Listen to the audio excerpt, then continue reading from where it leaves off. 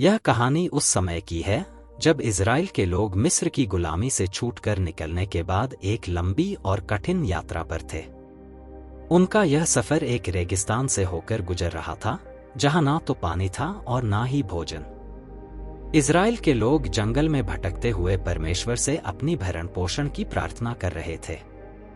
यह एक बहुत कठिन समय था और लोग निराश हो चुके थे। कई दिनों तक परमेश्वर ने उनकी प्रार्थनाओं का उत्तर नहीं दिया और लोग शिकायत करने लगे। वे कहने लगे, क्या परमेश्वर ने हमें सिर्फ मरने के लिए इस रेगिस्तान में भेजा है?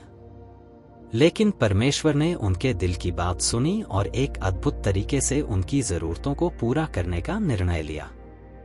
उन्होंने मन्ना और बटेर के रूप में उन्हें आशीर्वाद दिया।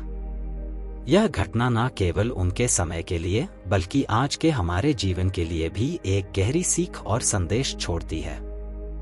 मन्ना, जिसे बाइबल में स्वर्गीय भोजन कहा गया है, एक रहस्यमय खाद्य पदार्थ था जिसे परमेश्वर ने अपने लोगों को आकाश से भेजा।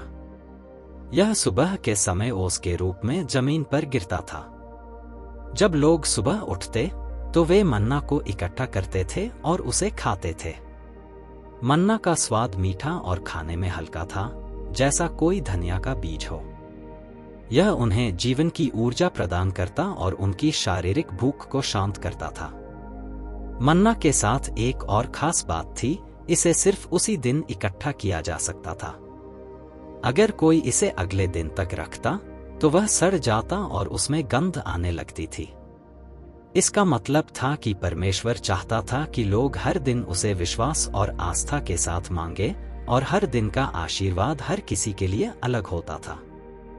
हर शनिवार को मन्ना 2 दिन का गिरता था ताकि लोग उस दिन आराम कर सकें और शनिवार के दिन उन्हें मन्ना इकट्ठा करने की आवश्यकता ना हो। यह एक संकेत था कि परमेश्वर अपने लोगों की शारीरिक और मानसिक शांति का भी ध्यान रखते हैं। यह सिखाता है कि परमेश्वर अपने भक्तों की प्रत्येक आवश्यकता को पूरा करने के लिए हमेशा तैयार रहते हैं, बस हमें विश्वास और आस्था की आवश्यकता है। मन्ना के अलावा परमेश्वर ने इजरायलियों को बटेर का आशीर्वाद भी दिया। बटेरे छोटे पक्षी थे जिन्हें परमेश्वर ने रात के समय भेजा था। बटेरे इजरायलियों के शिविर में गिरते थे और लोग उन्हें एकत्र कर लेते थे। यह घटना भी उतनी ही रहस्यमय थी जितनी मन्ना की थी। बटेर स्वयं परमेश्वर के आदेश से गिरती थी और वे लोगों की आवश्यकता के हिसाब से पर्याप्त होती थी।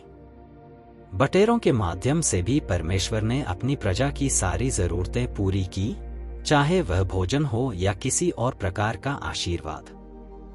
बटेर के माध्यम से परमेश्वर ने यह संदेश दिया कि वह अपनी प्रजा की हर आवश्यकता का ध्यान रखते हैं।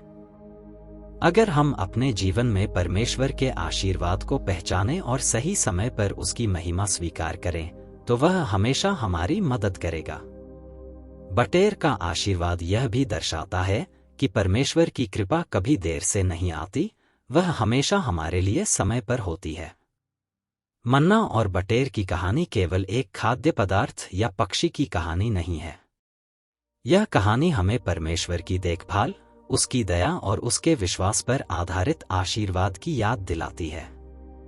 यह हमें यह समझाने की कोशिश करती है कि परमेश्वर हमें कभी अकेला नहीं छोड़ते। हमें जो कुछ भी चाहिए परमेश्वर हमें समय पर दे देंगे, बस हमें अपनी आस्था और विश्वास बनाए रखना चाहिए। मन्ना और बटेर की तरह हमें यह समझने की आवश्यकता है कि परमेश्वर का आशीर्वाद सिर्फ भौतिक नहीं होता, बल्कि यह आध्यात्मिक रूप से भी हमें ताकत प्रदान करता है। आज के समय में जब हम कठिन परिस्थितियों का सामना कर रहे होते हैं, तो हमें मन्ना और बटेर की याद करनी चाहिए।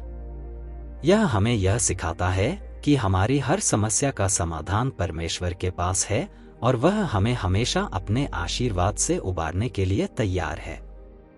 अगर हमें जीवन में शांति और समृद्धि चाहिए, तो हमें परमेश्वर पर विश्वास रखना चाहिए और उसे हमारे जीवन में आने के लिए खुला छोड़ देना चाहिए।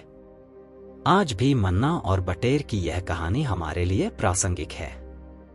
जब हम जीवन में निराश होते हैं और हमें लगता है कि अब कोई रास्ता नहीं बचा, तो यह कहानी हमें याद दिलाती है कि परमेश्वर हमेशा हमारे साथ है। जब भी हमें उसकी आवश्यकता होगी, वह हमें अपने आशीर्वाद से उबारने के लिए तैयार रहेगा। हमें बस अपनी आंखें खोलनी होंगी और परमेश्वर के आशीर्वाद को पहचानना होगा। मन्ना और बटेर की यह कहानी हमें यह सिखाती है कि हमें किसी भी आशीर्वाद को हल्के में नहीं लेना चाहिए। परमेश्वर हमें हर दिन अपने आशीर्वाद से नवाजते हैं, चाहे वह हमारे जीवन में एक छोटी सी खुशी हो या एक बड़ा आशीर्वाद। हमें परमेश्वर का आभार व्यक्त करना चाहिए और उसकी कृपा को स्वीकार करना चाहिए। मन्ना और बटेर की यह कहानी हमें परमेश्वर की देखभाल और उसकी मार्गदर्शिका का एहसास कराती है। यह हमें यह सिखाती है कि परमेश्वर हमें सिर्फ शारीरिक रूप से ही नहीं बल्कि आत्मिक रूप से भी पोषित करते हैं। जैसा कि मन्ना ने इजरायलियों को शारीरिक भूख से राहत दी, वैसे ही परमेश्वर के वचन, जिन्हें हमें बाइबल में मिलता है, हमारी आत्मिक भूख को शांत करते हैं।